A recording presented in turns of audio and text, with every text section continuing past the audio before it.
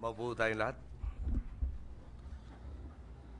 Former President Fidel Valdez Ramos, Senate President Juan Ponce Enrile, Senator Greg Onasan, Secretary Voltaire T. Casmin, Chief of Staff General Ricardo David, the Major Service Commanders, our Executive Secretary Jojo Choa, AFP-DND officials, members of the EDSA People Power Commission, fellow workers in government, honored guests, ladies and gentlemen, magandang hapon po sa inyo lahat. Hingi ako ng konting pasensya po sa inyo ngayong araw. Meron po tayong talumpating hinanda, pero kung marapati po nyo, papapatay ko na lang po itong teleprompter para lang po nyo galing sa puso natin ang ating ibibigas itong araw ito. Unang-una po, pasalamatan ko po si President Ramos. Tinawag po tayong younger. Matagal-tagal na po tayo hindi natawag na younger. Salamat po. At meron pa rin nung kumikilala na bata-bata pa tayong konti. Balikan po natin yung lumipas na panahon sa Mandali. Nung pinaslang po ang aking ama, 1983, ako po 23 years old, at doon po nung pabalik kami, ako'y nanumpa. Hindi sulit yung buhay ko, at buti na rin mawala na yung buhay ko kung walang magbabago po sa ating bansa. So doon pa lang, tumawid na tayo kay Julius Caesar, yung Rubicon, yung po ang pagtawid ko, sakay ng aeroplano pabalik ng Pilipinas. Kailangan magbago para magkaroon saysay po yung sakripisyo ng aking ama at libo-libo pa natin mga kapatid. At batid po natin, naantangan lang naman pong poder noong ating diktadorya ay ang panakot ng kawalan ng kalayaan or ang buhay mo'y kukunin. Kaya naman po kung tayo handa na ibuhos ang ating pong buhay para sa ating pong bayan, wala na pong tangan sa atin ang diktadorya. Kami po, sa mga kaanib namin noon, talagang isinabuhay rin namin yung kung tayo umabot ng 30 anyos, swerte na tayo. Ilang taon na lang po, aabot na po ako sa doble ng 30. Kaya naman sabi ko talaga, swerte yata tayo konti, naabutan natin yung panahon na yan. At swerte po talaga, na minalasakitan tayo at minamahal tayo ng buong may kapal. Ba't ko po nabanggit yan? Kung maalala nyo mga imahe natin nung EDSA, dumating yung mga Marines, sabay pa nga ho namin pagkasundo ko sa aking ina mula sa domestic airport, eksaktong sinabayan namin yung convoy papunta dito sa EDSA. Kaharap po namin, sa dulo ng convoy nila, may dalawa pong Marine, may dalawa tig-isang M60 ang dala-dala, meron po ako isang pistola na akin po itinago. Sabi ko, okay to. Wala tayo talaga kalaban-laban dito. At pagkatapos nga ng EDSA, nagkataon, isa doon sa mga sarhento, parte ng training command ng Marines, naging security ko. At ikinuwento niya sa akin, karamihan ng kasamahan nila ay mga trainee nung panahon na yon. Hindi po ganap na mga Marines. Pagkatapos itinakot ang nakakaramit sinabing sa harapan nyo, karamihan dyan, Alex Bongkayo Brigade, sumechempo lang. At pagkatapos pa nun, kinalimutan pakainin, hindi raw bababa sa 14 na oras bago sila nakatikim ng anumang pagkain o inumin. Tinakot ka na, ginutom ka pa, puyat ka, tense ka, siguro ho hindi mahirap mangyari na magkaroon ng putukan dahil nga ho, nandun na yung tensyong buwabalot sa atin lahat. Pag tinitingnan nung nakabataan ng EDSA, akala po yata nila buong panahon, ganun karami ang tao.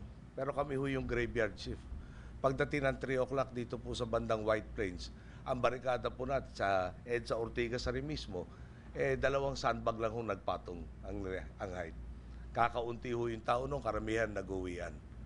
Pero siguro nga ho, talagang tayo binayaan ng poong may kapal ng kanyang diwa para tayo ay talagang magmahalan at umunawa at mag-aruga sa bawat isa at naiwasan natin ang isang madugong himagsikan na siyang naging paraan ng pagbabaksak ng diktadura sa kasaysayan po ng mundo.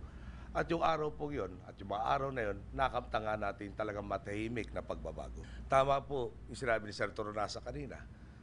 Dito pong araw na to, ginugunita natin ang petsa, ang minuto na kung saan nanumbalik ang sandatang lakas ng Pilipinas sa paglilingkod sa taong bayan. Dito po pinairal yung kanilang konsensya sa nakikita ng problema na tama na yung pag-aalaga sa isang tao, isang grupo, panahon na alagaan po ang sambayanan. At gusto ko naman hong bigyan din, talaga po ang layo na narating sa pangunguna po ni then Minister Enrile at then Vice Chief of Staff Ramos. Ang laki na ng pinagbabago po ng ating sandatang lakas. Ako pa parati ko po yung nagpupurihan. dumating ang sakuna sa ating pong bansa tulad ng Bagyong Juan. Talagang hindi ko na makakalimutan. Ang lakas ng hangin, nagbabaksakan yung mga puno, nandun yung ating kasunduluhan, kapulisan, sila mismo nagki-clear ng mga karsada para tsak na maabot natin lahat ng ating mga kababayan na nangangailangan. Didiin ko rin po, may mga lugar na nasa panganib na mga sitwasyon. Hindi lang po pinuntahan ng ating kasunduluhan, kapulisan, pa ibang miyembro ng civil defense para yayain na lumikas sa mas maayos na lugar. Yung iba ho, sinasagot, bahala na ang Diyos sa kanila. Binalikan pa ng ating kasunduluhan at kapulisan para lang ho masigurado at matyak na ligtas ang ating mamamayan. Talaga naman pong ano pa kailangan ng halimbawa, ehemplo na talagang nag-aaruga ang ating kasunduluhan, kapulisan sa ating pong mga mamamayan. At dahil doon nga po, gusto ko ibalita sa lahat. Batid po natin na ang problema ng bumabalot sa lipunan ay bumabalot rin sa ating kasunduluhan, kapulisan. Isa ho sa mga problema ay ang pabahay. Ito po ipinangako ko noong unang-una kong talumpati dito sa Aguinaldo. At nandito na po ang detalye. Itong taon na pong to, hindi ho bababa sa 20,000 housing units ay pagkakaloob po natin sa kasunduluhan at kapulisan. Ano po ang magiging skema? Magkakaroon po ng lupain na hindi bababa sa 30 square meters, 21 square meter house. Pero ang pinakamagandang parte po nito, imbis na nagre-renta sa kasalukuyan ng mula 2,000 hanggang 5,000 para sa kanilang pong mga tahanan na inupahan lang, ito po ay magiging pag-aari na nila sa pagbabayad sa unang 5 taon ng 200 piso kada buwan. Yan po ang unang parte, inaasahan po natin na matutugunan natin yung pangangailangan. Kumulang mga 140,000 housing units bago tayo po ibubaba sa 2016. Baka konting swerte, 4 na taon, tapos na po natin yung problemang yan. Sa ganun paraan rin po, yung kakarampot na sweldo nga akong tinatanggap ay mapupunta na sana sa pamilya na dahil mababawasan yung kailangan itulak po sa kanilang tirahan. Ulitin ko lang po, sa 6 hanggang 8 buwan, matatapos po itong unang 20,000 units. Ito po ang unang bahagi pa lang ng pagtutugon natin sa problema ng pabahay sa ating pong kasunduluhan at kapulisan. Ngayon, bakit po natin ginagawa to? Kayo po nag-aalaga sa seguridad, kapayapaan ng ating pong bansa. Kayo po ay nagmamalasakit lalo na sa dumadapo ang mga sakuna. Siguro pong noong 25 years ago today, nanumbalik kayong nakiyakap, nakisanib sa taong bayan, panahon naman rin, yung taong bayan naman ang yumakap at umalaga sa inyo. Kaya ito po ang una nating gagawin para, ay pangalawa na po pala, para idadagdag na makabawas sa suliranin natin pong mga kasunduluhan at kapulisan. Darating po mga araw, no? Tuloy pa rin nating haharapin ang mga suliranin. Tuloy pa rin ho magkakaroon ng mga problemang hindi naman po natin gawa. Nadadamay lang tayo sa nangyayari po sa buong mundo. Pero ako po ay sigurado. Sigurado sa isang bagay lamang. Tayo nga ho, sabi ni Senate President Enrile kanina, nagpakita ng halimbawa sa buong mundo kung ano ang kaya ng sambayan ng nagkakaisa. Sa mga problema nga harapin natin, kung tayo po, tulad sinabi ni President Ramos kanina, no?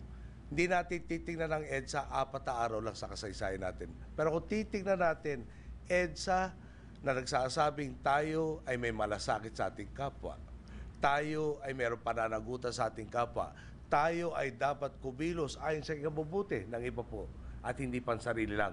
Ano ba hindi natin mararating?